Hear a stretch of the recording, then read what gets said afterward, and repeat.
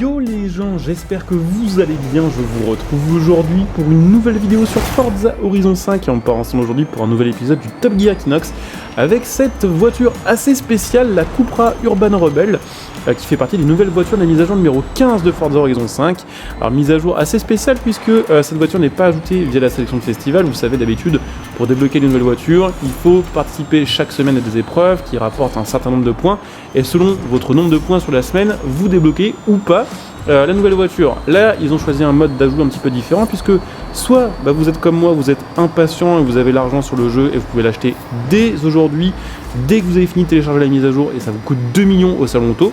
Soit vous êtes radin et vous êtes patient et vous attendez demain, donc le 8 décembre 2022, puisque les développeurs vont offrir un exemplaire gratuit de cette voiture à tous les joueurs qui sera récupéré via le système de messagerie. Donc voilà, après à vous de voir si vous êtes impatient ou pas de jouer cette voiture-là.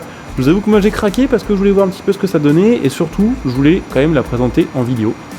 Donc voilà, d'ailleurs sachez en parlant de mise à jour que peut-être certains auront remarqué que cette semaine, en tout cas ce mois-ci, la mise à jour était plus longue que d'habitude à télécharger. C'est parce que il n'y a pas que les fichiers de la mise à jour 15 à télécharger, il y a aussi les fichiers de la mise à jour numéro 16. Donc ça fait une mise à jour 2 fois plus lourde que d'habitude à télécharger, donc 2 fois plus longue. Et sachez que du coup, grâce à ces fichiers de la mise à jour 16 qui sont téléchargeables, dans quelques jours, je pense qu'on aura les premiers leaks concernant l'extension numéro 2 de Forza Horizon 5, qui sera normalement pour la mise à jour 17 de Forza Horizon 5. Donc évidemment, dès qu'il y aura des petites news à ce sujet-là, j'en parlerai en vidéo. Donc pensez bien à vous abonner pour les prochains contenus. Pensez éventuellement aussi, pourquoi pas, à venir me follow sur Twitter, puisqu'on a l'occasion, pareil, d'échanger de news, et des fois je vous partage aussi des petits trucs.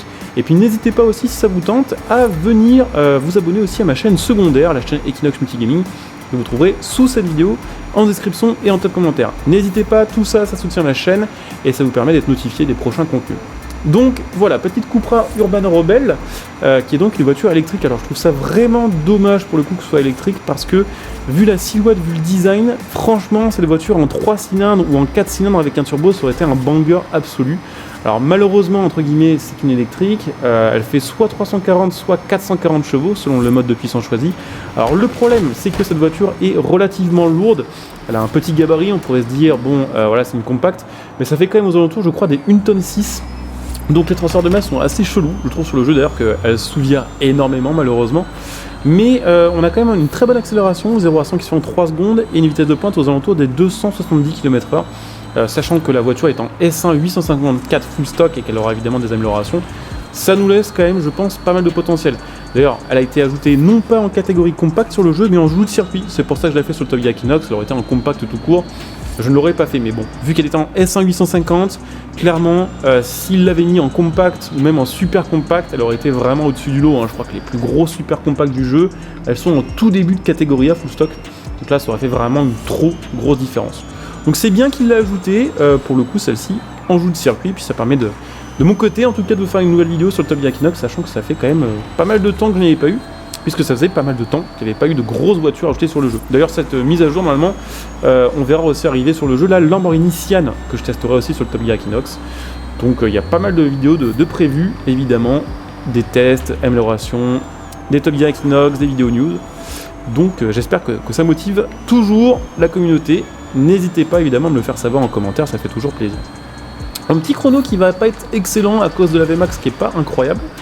Mais pour une compacte, entre guillemets, ça va être plutôt cool. On termine en 3,48, qu'est-ce que ça donne au niveau du tableau des voitures full stock?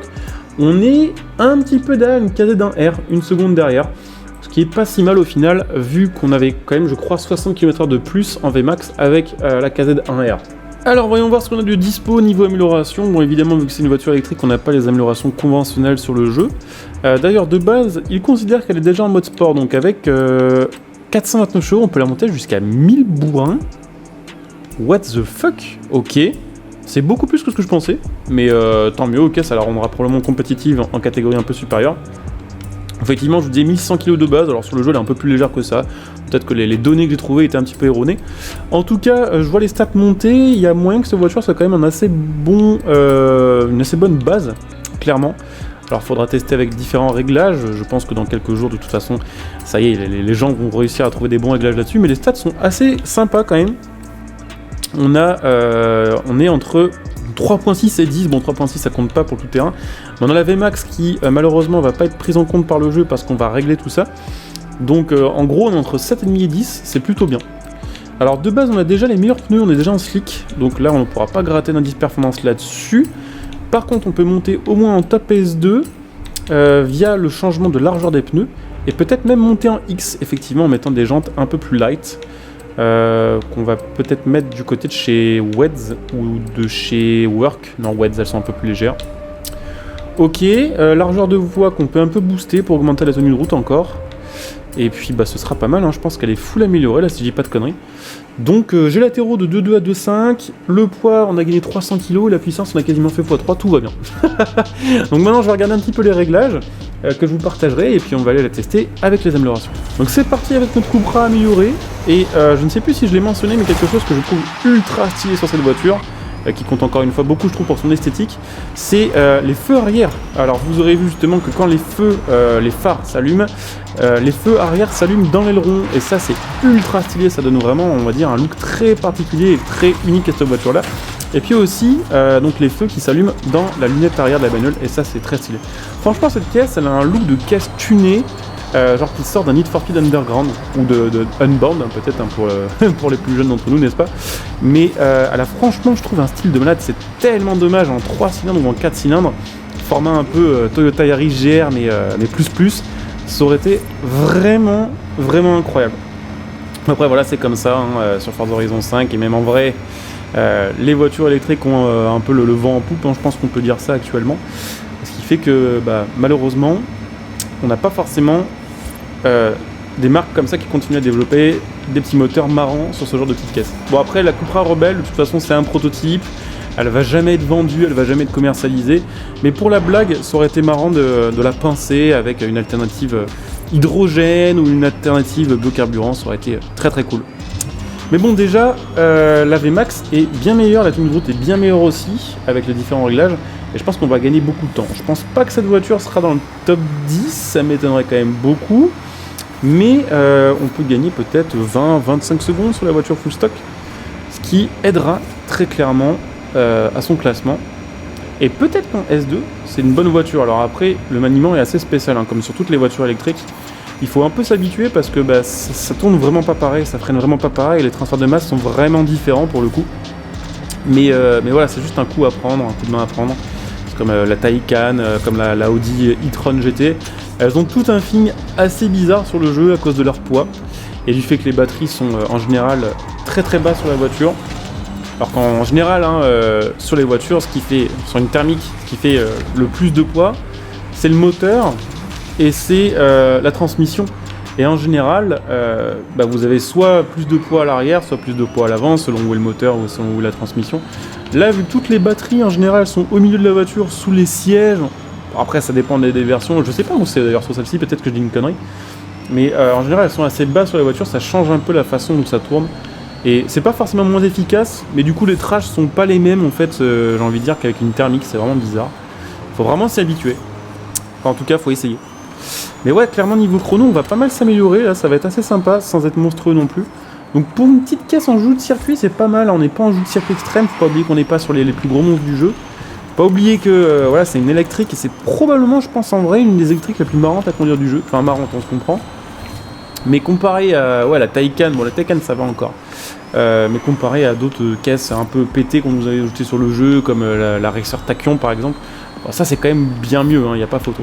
Et le chrono qu'on fait est archi bon, je pensais pas qu'elle était si rapide que ça, genre je me suis pas trop rendu compte du temps qui est passé. Et en fait on va gagner je pense plus de temps que ce que je vous ai dit. Alors là par contre ça c'est... Voilà, là par contre toute cette section, là par contre quand ça part en drift c'est irrattrapable, je sais pas si ça vient de mes réglages ou si ça vient vraiment du châssis, qui est d'ailleurs le même châssis que sur les Volkswagen ID. Sachez-le, Cupra c'est une marque du groupe Volkswagen, et du coup ils ont récupéré ce châssis qui est le MEB si je dis pas de conneries, et qui est un châssis présent sur un grand nombre de bagnoles. Et on fait 308, 309, c'est quasiment aussi bien qu'une Bugatti Divo quand même. C'est même mieux en fait, à quelques centièmes près, on a fait mieux que la Divo, what the fuck. Ok, ça m'étonne beaucoup, bon on fait moins bien qu'une Agera, par contre la Agera améliorée elle fait un meilleur chrono que ça. Mais ouais, assez surpris de voir cette voiture aussi bien classée au final, et au final pas si loin dans le top 10, hein. À 5-6 secondes, elle serait rentrée dedans. Sachant que la top 10 actuellement, c'est la Celica édition Forza et la Viper édition Forza. Donc voilà, j'espère que cette petite vidéo, en tout cas, vous aura fait kiffer. N'hésitez pas, si c'est le cas, à laisser un like, à venir me trouver sur Twitch pour les prochains lives. Vous trouverez la chaîne Twitch comme d'habitude en description et en top commentaire, donc n'hésitez pas à venir follow. N'hésitez pas, si vous avez Amazon Prime, utilisez votre Twitch Prime sur ma chaîne Twitch. Ça vous permettra de me soutenir gratuitement et ça fait profiter de plein de petits bonus. Vous pouvez soutenir ma chaîne gratuitement aussi en profitant d'économies sur vos achats en utilisant le lien de soutien sous cette vidéo. Mon lien Instant par exemple pour acheter vos jeux, vos cartes d'abonnement, vos DLC. Mon lien Matal.net pour acheter votre matos gaming. Et puis pour ceux qui souhaitent soutenir la chaîne sur le long terme, n'hésitez pas aussi à devenir des soutiens via le bouton de rejoindre de cette vidéo, ce qui vous fera profiter évidemment là aussi de plein de petits bonus. Donc je coupe ici, je vous dis à très bientôt, bonjour à tous, ciao.